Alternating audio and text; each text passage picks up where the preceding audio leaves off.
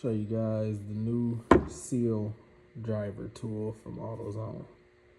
This one, trying to do this with one hand, but you screw this out and you can adjust it anywhere you want.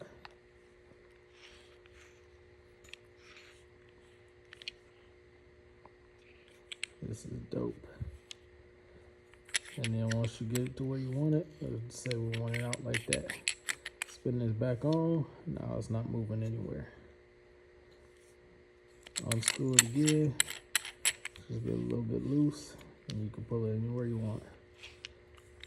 This is dope. Think I need one of these. This is a rental from AutoZone. And there you go. Kit 126 by powerbuilt 647-815. But this is a longer tool that I just got doing my seal races, or my bearing races. So yeah, they pulled this out. I was looking for a whole kit with a whole bunch of discs, silver, and then he pulled out this little box. I'm like, I don't know if that's it, bro. Then opened it up. Oh yeah, I need that.